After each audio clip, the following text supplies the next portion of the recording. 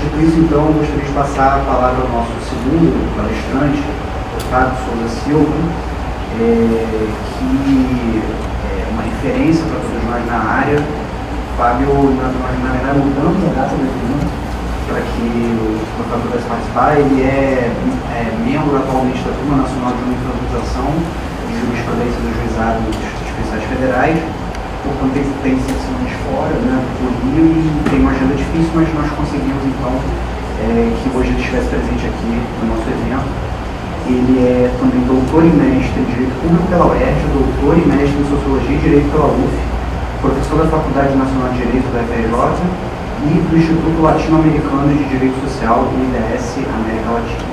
Então, sem mais delongas, eu passo a palavra ao professor. Boa tarde a todos.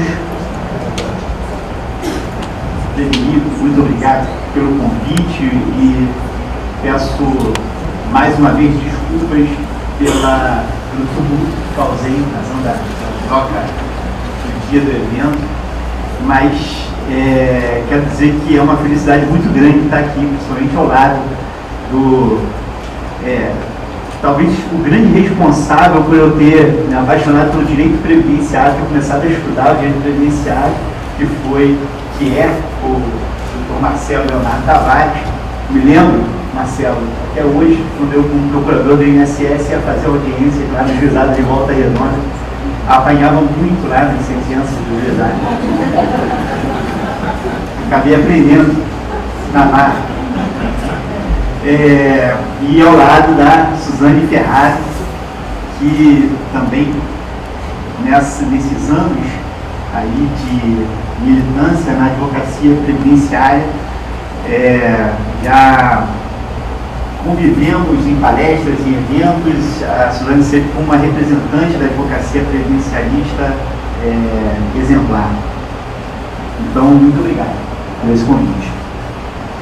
Quero agradecer também porque é uma sensação muito boa estar em casa falando sobre previdência, porque geralmente é o contrário. A gente geralmente é convidado para estar na OAB falando sobre previdência. E aqui ver os advogados, servidores e colegas magistrados participando de um evento dessa natureza já demonstra a importância do tema. Um tema que, aliás, vai impactar as nossas vidas pelas próximas décadas. Discutir previdência hoje não é um assunto que a gente pode deixar de lado, e esse, aliás, é um temor que eu tenho, porque às vezes a gente vai cansando do debate. Às vezes a gente vai vendo aquela notícia sendo colocada e a gente dá a sensação de falar, então passa assim mesmo, de qualquer maneira, vamos deixar dessa forma. Só que a gente não pode desistir do debate, nem pode achar que os memes têm as respostas para os grandes problemas previdenciários. Nós vivemos tempos em que os memes estão coordenando as decisões políticas do nosso país. Em relação à previdência, não está diferente. Olha, recebi um humor excelente, né? Mas recebi um esses dias que falava assim: o ministro da Economia promete que, se a reforma da Previdência for aprovada, você vai conseguir cancelar sua TV por assinatura em 10 minutos. Porque, na verdade, estão colocando em cima da reforma da Previdência a solução para todos os problemas econômicos do país, o que é a primeira falácia. A reforma da Previdência, ela não pode ser o remédio para os problemas econômicos do país. E aí vem a grande importância de um evento como esse. Quando o Frederico colocou a proposta do evento, eu achei fantástico, porque a gente tem que resgatar o papel do direito no debate. A gente tem que resgatar a questão jurídica no debate previdenciário. É claro que a questão econômica é muito importante, é fundamental, mas os argumentos econômicos têm que ser apenas uma parcela do debate.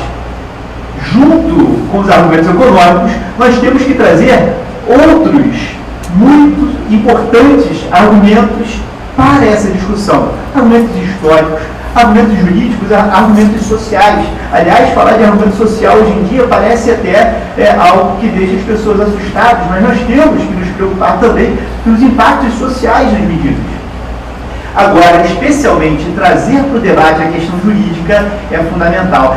Trago um exemplo, como se a gente deixar a questão só sob o ponto de vista econômico, como a gente corre risco de algumas distorções. Quando a gente estava ainda no debate da reforma que tinha sido apresentada no governo Temer, eu fui chamado para conversar com economistas da FGV. Eles estavam querendo analisar ali alguns riscos jurídicos na proposta da Previdência oferecida no governo Temer, apresentada no governo Temer. A discussão é, será que haveria algum risco de inconstitucionalidade em alguma das medidas? Tá?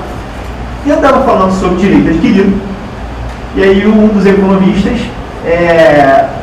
de uma maneira bastante interessante, fez uma colocação assim, pois é, o que estraga é esse negócio de direito adquirido. Se não fosse isso, a gente resolvia o problema econômico. Sobre a lógica econômica, tem toda a razão. Você pode eliminar o direito adquirido e você consegue ali resultados econômicos com maior eficiência. O problema é que não só de economia vive o homem. As pessoas, homens, mulheres, crianças. Nós temos outros aspectos que têm que ser colocados. Então, trazer de volta para o debate a questão jurídica é importante. Trazer de volta para o debate a discussão se as medidas propostas têm ou não têm um valor que afronta cláusulas pétreas, que afronta os princípios básicos do nosso país, do nosso Estado democrático de direito, é fundamental. Falamos e vivemos no passado um momento em que conseguimos avançar muito na ideia de extrair eficácia dos princípios constitucionais. Mas talvez, em algum momento, nós, do direito, tenhamos nos perdido nesse debate. Como há exageros em alguns instantes, há respostas também exageradas. Talvez, em um movimento pendular, a gente viveu um instante em que tratar de princípios era algo que figurava apenas no mundo da ilusão. Fomos para um outro momento em que os princípios assumiram uma força tão grande que acabaram, muitas vezes, superando no dia a dia as regras e aplicados de maneira imprópria, para chegarmos agora num instante em que é decisivo, porque estamos um pouco perdidos em como lidar com os princípios. Estamos um pouco perdidos porque estamos incorporando ao discurso jurídico princípios que muitas vezes fazem parte de outros campos do saber, o que pode ser muito perigoso, principalmente quando a gente incorpora no discurso jurídico questões de economia e a gente acaba justificando decisões judiciais com argumentos econômicos. Isso é perigoso. É claro que o direito e a economia têm que dialogar. É claro que a gente precisa analisar os impactos econômicos das nossas medidas, das nossas decisões, mas a gente não pode deixar com que a lei econômica passe a sobrepujar a lei jurídica. Porque, no fundo, não há respostas absolutas nem no direito, nem na economia. Então, quando a gente fala que uma determinada medida econômica vai produzir um resultado X ou um resultado Y, nós encontraremos com certeza um outro argumento econômico para dizer o contrário. Nós estamos vendo no discurso a favor da reforma da Previdência que o sistema de capitalização, que aliás a nova Previdência é basicamente o sistema de capitalização, seria um sistema para reduzir desigualdades. E hoje, agora, na palestra do Marcelo, foi muito bem colocado que corremos o risco de aumentar a desigualdade. E o grande problema que existe é que não há uma resposta absoluta, não há uma resposta certa, principalmente na questão, quando você coloca impactos de longuíssimo prazo, que é o que acontece com a Previdência. É muito difícil prever resultados a longuíssimo prazo. Logo, temos que ficar no campo seguro, no campo jurídico, que vai nos trazer aqui alguns parâmetros de confiança, alguns parâmetros de segurança. Deveria trazer, não é, Vitor? O Vitor, que trabalha tanto a questão da confiança, vai falar sobre a questão das regras de transição. Ora, vejam, dentro dessa linha, alguns pontos são importantes, e o regime geral de previdência social é um deles. O meu tema são os benefícios do regime geral de previdência social. A reforma proposta está trazendo aqui mudanças absolutamente radicais no regime geral, e isso sem contar com a capitalização, que aprovada a capitalização acaba o modelo que a gente está desenhando hoje. Uma capitalização que, aliás, é proposta, né, Marcelo, de maneira bastante estranha, porque, apesar de ser uma capitalização, existe uma garantia de um pagamento de um salário mínimo. É algo que nem a proposta está bem delineada. E é difícil a gente passar um cheque em branco para uma mudança sem que a gente saiba exatamente qual é essa mudança, que pode ser um impacto mais do que radical nas nossas vidas. Agora, por outro lado, mesmo eliminando a questão da capitalização, há mudanças radicais no regime geral de previdência social. Vamos lá.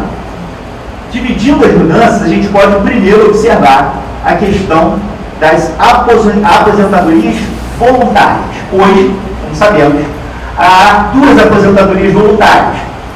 Nós temos uma aposentadoria por tempo de contribuição e outra aposentadoria por idade. Então, no regime geral, os requisitos são alternativos.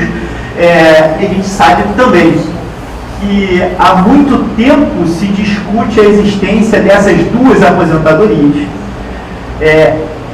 Façamos as contas, em 98, nós tivemos a grande confusão do ponto e vírgula. Né? Nós tivemos a proposta de reforma da Previdência do governo Fernando Henrique, que nesse ponto foi rejeitada por um voto, e o deputado Candir, na época, apertou o botão errado. Isso é verdade, está nos jornais. Estava sendo inaugurado o sistema de votação eletrônica do Congresso Nacional, tinham lá 3 botões, a favor, contra e abstenção. Ele apertou o botão de abstenção e o governo perdeu por um voto. Então nós não temos a idade mínima no regime geral de previdência social por um botão apertado errado. Nós estamos em 2019 e continuamos discutindo a fixação de uma idade mínima para a aposentadoria. Alguma coisa está errada, né? Assim, a gente veio com o debate em 98 e em 2019 a gente continua falando, só que agora com um efeito muito mais poderoso, de uma maneira, uma fórmula muito mais impactante, essa que está sendo proposta. Se está propondo agora, e a mesma regra para o regime próprio, tá? Então para os servidores ficaria a mesma regra, se estabelecer uma idade mínima para a aposentadoria, para os homens 65 e para as mulheres 62, e um tempo de contribuição mínimo de 20 anos. Com isso, você deixaria de ter uma aposentadoria exclusivamente por tempo de contribuição ou exclusivamente por idade. O fato central, o ponto central passa a ser a idade mínima. A aposentadoria com a idade mínima é a regra dos países pelo mundo. Há raros países em que há a previsão de uma aposentadoria sem idade mínima. Bom, mas aí tem duas questões que a gente precisa observar se a gente está no campo propositivo. A primeira delas nesses outros países, na maioria desses outros países, apesar de existir uma idade mínima para a aposentadoria, há cláusulas que servem como válvulas de escape, que permitem o acesso ao benefício antes dessa idade mínima em situações específicas. Por outro lado, o fato de essas regras existirem em outros países não significa que essas regras sejam as melhores para o nosso país. A gente precisa olhar a nossa realidade. Qual o problema que pode gerar a fixação de uma idade mínima sem uma válvula de escape?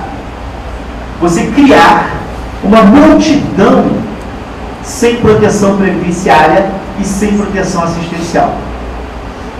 Basta imaginar o seguinte: se você fixa uma idade mínima para a aposentadoria aos 65 anos, imagine um trabalhador braçal, que perde o emprego aos 50 anos.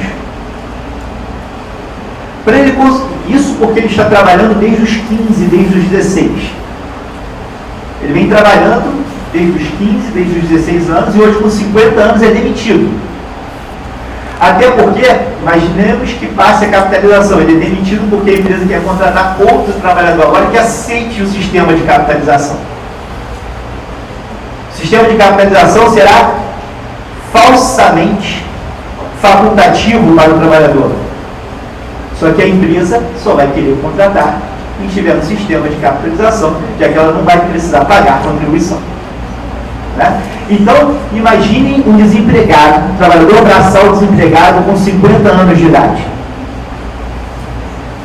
Para ele conseguir retornar ao mercado de trabalho e permanecer no mercado até os 65 anos, vai ser um desafio extraordinário. A gente vê isso acontecendo hoje, quando a gente vê os casos de auxílio-doença e aposentadoria por invalidez que chegam lá na turma recursal, pode ver que a imensa maioria que dá problema é de ou contribuinte individual ou desempregado.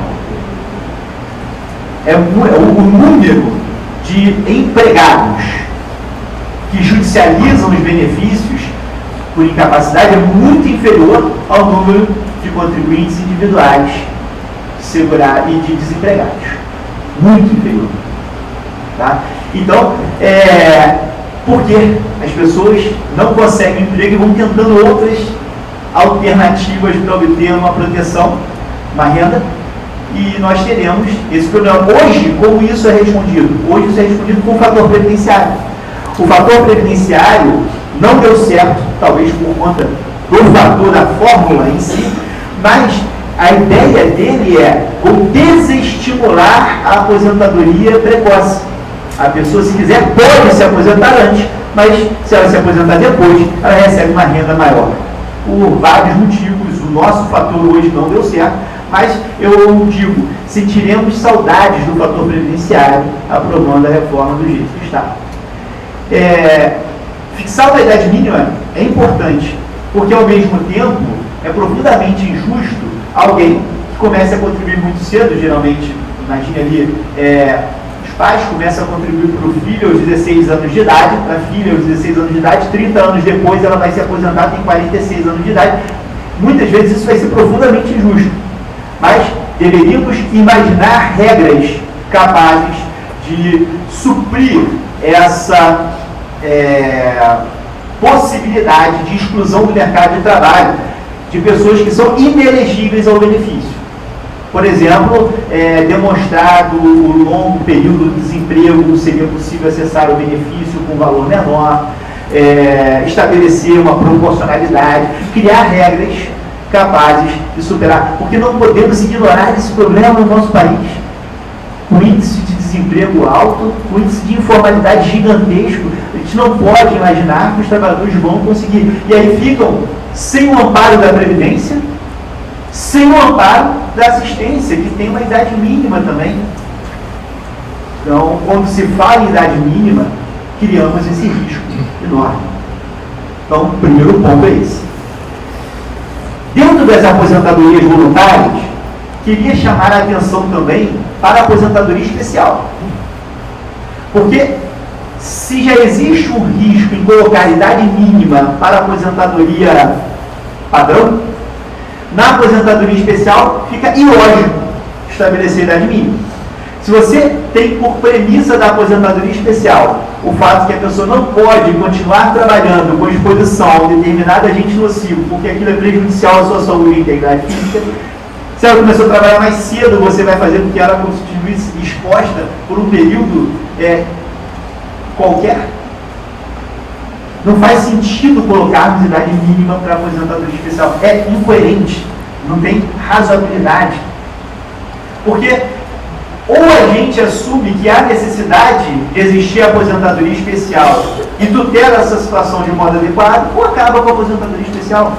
Porque o que a proposta está colocando hoje é uma idade mínima e pior, uma idade mínima que vai sendo, que vai aumentando ao longo dos anos. Vai chegar um momento em que a pessoa, para alcançar o direito à aposentadoria especial, vai ter que ter a mesma idade. da aposentadoria ordinária.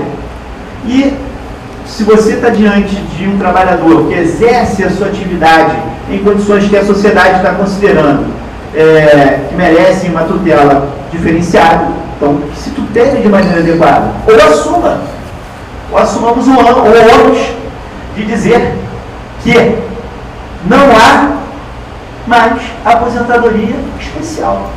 Do jeito que está colocado hoje, nós estamos acabando com a aposentadoria especial. Bom, pensando como juiz de turma recursal, até que não é uma ideia, né? Vai reduzir o trabalho. Mas, pensando como cidadão, eu diria que vamos colocar alguns trabalhadores com exposição ao amianto, com exposição a agentes capazes de gerar câncer, trabalhando pelo mesmo tempo, nas mesmas condições de todos os demais trabalhadores. E aí me pergunto se juridicamente estamos realmente lidando com o princípio da isonomia de maneira adequada, ou se a economia está fazendo com que esqueçamos aquilo que a gente aprendeu no primeiro período da faculdade, lendo Rui Barbosa em Oração aos Moços. No que se refere aos benefícios por incapacidade, há algo interessante. E está sendo colocada ali uma nomenclatura mais adequada, o benefício por incapacidade vai acabar com esse problema do auxílio-doença, se é para a doença do paciente. Mas a grande questão é que tem uma coisa que as pessoas não estão debatendo e que está me preocupando muito. Outro dia, eu conversava num voo, sentei ao lado de um parlamentar, puxei assunto com ele, comecei a falar de reforma da Previdência, e assim, ele falando, não tinha percebido isso. A reforma está propondo que os benefícios de risco sejam protegidos em conjunto pelo poder público e pela iniciativa privada. Isso significa trazer para o seguro privado a proteção dos benefícios de risco. Isso significa chamar as seguradoras privadas para cobrir auxílio-doença, aposentadoria por invalidez e, dependendo da interpretação do benefício de risco, até pensão por morte. Então imagine que o auxílio-doença passaria a ser analisado por seguradores privados, a cobertura passaria para seguradores privados. Isso é algo que não está sendo debatido, não está sendo discutido, está lá no texto. A possibilidade. E é aquela pequena válvula de escape, e tem tudo a ver com a ideia de capitalização. Porque se você vai capitalizar a aposentadoria programada, você transfere para o seguro privado a cobertura do risco. E a resposta que a gente teria, bom, como é que fica o benefício de risco? Fica por conta da seguradora. Nós não teríamos mais o auxílio-doença da forma que é hoje. O que é dramático. O que é complicadíssimo. Porque se você for comparar hoje cobertura de seguro de vida com cobertura de auxílio-doença e aposentadoria por invalidez, você percebe como a abrangência do auxílio-doença é muito maior. Você vai trazer para a proteção previdenciária alguns problemas que hoje a gente tem na discussão securitária do seguro privado, dos ramos elementares. Dramático, que não está sendo debatido, não está sendo discutido. Mas não para aí, não para por aí. Temos o problema da pensão por morte. E talvez o benefício que mais esteja apanhando nos últimos anos seja a pensão por morte. A reforma da Previdência já começou com as alterações legislativas que já tivemos e já ocorreram. Né? Só que agora passa a um ponto extremo. A pensão por morte, ela já mudou a sua configuração. A pensão para cônjuge e companheiro, por exemplo, deixou de ser um benefício permanente, é um benefício temporário, dependendo da idade do cônjuge sobrevivente. E isso surpreendendo as pessoas, impactando planejamentos. Eu, lá em casa, por exemplo, e porque isso vai para o regime geral, para o regime próprio, se eu morro hoje, a minha esposa não recebe pensão de modo vitalício. E aí eu me pergunto se no prazo previsto para a pensão cessar, hoje, imaginando que lá em casa eu tenho 2 filhas pequenas, a minha esposa conseguiria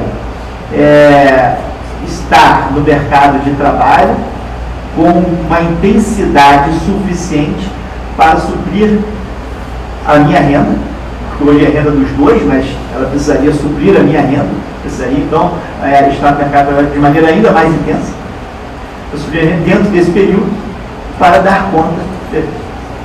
Possivelmente não aconteceria, possivelmente não conseguiria. Então a gente já vive essas mudanças hoje. Mas o problema é que dentro da reforma, e aí falando da proposta apresentada pelo Poder Executivo, existe um agravante aqui na pensão. É que parte-se da ideia de que a pensão não pode ser acumulada com a aposentadoria da pessoa. Então vejam só, a pessoa está aposentada, imagine um casal de aposentados. Tá? E a gente não precisa, previdência a gente não precisa falar só dos miseráveis, né? A gente fala da previdência para todos. Se você considerar a aposentadoria por tempo de contribuição hoje, do homem, ele precisa de 35 anos de contribuição para ter 100% da média, sendo que a média hoje tem fator previdenciário. Então, eu não acho que essa fórmula de cálculo seja também algo extremamente absurdo. Eu acho que está dentro do campo, do espaço de deliberação, essa da aposentadoria. É ruim? Sim, mas também não adianta a gente esperar que a reforma da Previdência vai melhorar o cálculo do benefício. A reforma da Previdência vai gerar alguma redução. Essa redução, no meu ponto de vista, há quem entenda que não, mas no meu ponto de vista, o cálculo da aposentadoria em si não está ofendendo qualquer cláusula pétrea e poderia, inclusive, na minha opinião, não estar na Constituição, poderia ser uma alteração feita pelo legislador. Como é hoje, a fórmula hoje está na lei, isso poderia estar na lei. Tá?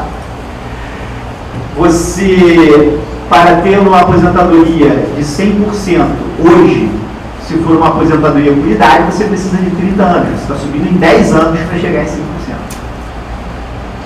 É ruim, é economicamente impactante na vida dos segurados, mas me parece que ainda dentro do limite jurídico. Agora, quando você vai falar do valor da pensão por morte, você passa a ter uma dupla restrição. Por quê? No passado, antes de 91, a pensão por morte ela era calculada da seguinte forma: você calculava o salário de benefício e aí o valor da pensão correspondia a 50% mais 10% por dependente. Veio a Lei 8.213, na redação original, ela ficou sendo 80% mais 10% por dependente, e só em 95 que a pensão passou a ser de 100%. Só em 95 que a pensão passou a ser de 100%. Mas a base de cálculo era o salário de benefício, ou se a pessoa já estava aposentada, o valor da aposentadoria que a pessoa estava recebendo. Então hoje qual é a base de cálculo? O valor da aposentadoria prima vez, que corresponde a 100% do salário de benefício, ou se a pessoa está aposentada, o valor da aposentadoria. Do jeito que está sendo proposto, você tem a seguinte situação: você volta aos 50% mais 10%, só que isso vai incidir sobre o valor do cálculo de uma aposentadoria desse modo que falei há pouco. Então vamos supor que alguém morra com 20 anos de contribuição. se alguém morre com 20 anos de contribuição, o valor da aposentadoria seria de 60%. E aí você vai calcular o valor da pensão. Se ele morreu deixando um dependente, o valor da pensão vai ser de 60% de 60%. Então você chega ali a 36%. Na proposta do Poder Executivo, e assim, o relatório foi aprovado, mas a proposta ainda está na mesa, você poderia chegar a um valor abaixo de um salário mínimo. O piso constitucional, isso já estava na proposta do Temer, voltou na proposta do Bolsonaro. O piso, ele seria aplicado às aposentadorias, mas não às pensões. Você poderia ter pensão de valor abaixo de um salário mínimo. Então, olha só, você está falando da impossibilidade de acumular a pensão. E você está falando de uma pensão com um valor reduzidíssimo, inclusive com uma possível, se isso for superado, apesar do relatório, uma possível fixação de pensão abaixo de um salário mínimo. Para receber durante alguns anos, porque passa a ser um benefício temporário. E aí me pergunto se é realmente aí que está o déficit, se é realmente aí que está o desequilíbrio econômico da Previdência, se é realmente nesses aspectos que a gente precisa bater tão forte para poder ajustar as contas e, na verdade, criar um cenário econômico favorável para o país. Será que é realmente estabelecendo benefícios de valores ínfimos que a gente vai criar um cenário econômico favorável para o país? Talvez a gente vá criar um cenário favorável a alguns setores da economia, mas não um cenário favorável à economia em si. Caminho já para a conclusão, dizendo o seguinte: me preocupa muito, assim comecei a minha fala, me preocupa muito colocar a reforma da Previdência como uma solução dos problemas econômicos do país. No dia em que o relatório agora da comissão especial foi aprovado no Congresso, foi apresentado, eu estava fazendo, o relatório foi apresentado no final da manhã, no início da tarde, e eu tinha uma palestra sobre reforma da Previdência à noite. Peguei o relatório, estava lendo, e aí, assim que eu fui começar a palestra, assim que saiu o relatório, abri o aplicativo do G1 ali, era a principal notícia. Quando eu fui começar a palestra, já tinha outras duas notícias que estavam chamando mais atenção. Um secretário de governo tinha sido demitido, e tinha mais um outro escândalo político qualquer acontecendo. Qual o problema? Hoje vendem a seguinte imagem: a gente precisa aprovar a reforma da Previdência para mostrar aos investidores que podem confiar no cenário econômico brasileiro. Não é nem a questão de ajustar as contas públicas com a reforma da Previdência, porque as mudanças acabam acontecendo a longuíssimo prazo, mas é sinalizar positivamente. O problema é que aprova-se a reforma da Previdência hoje, no momento seguinte aparece qualquer outro elemento que vai superar essa expectativa positiva, ou pode ser afirmado por outras questões. Então, é o destino de muitas pessoas, é o futuro de muita gente em jogo para a gente simplesmente querer sinalizar de uma forma ou de outra. A gente tem que analisar a reforma da Previdência como algo que é estratégico para o país e não para o mercado apenas, como é estratégico para a vida das pessoas. E resistir a algumas tentações, porque às vezes vem aquela ideia: não, quer saber de uma coisa? Eu vou deixar, não quero contar com Previdência de forma alguma, eu me viro, prefiro pegar o meu dinheiro e aplicar a Previdência que acabe.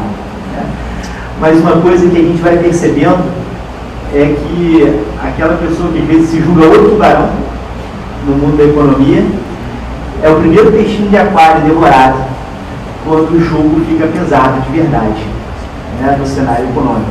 Então, imaginar que a gente não precisa de Previdência é uma ilusão. A gente, todos nós, tá? Todos precisamos da Previdência, de maneiras diferentes na vida de cada um. E é por isso que a gente não pode imaginar que esse debate pode ficar de lado. A gente não pode imaginar que o direito possa ser também excluído dessas discussões. Precisamos estar ali presentes. Então, muito obrigado e parabéns aí, Eufêmio.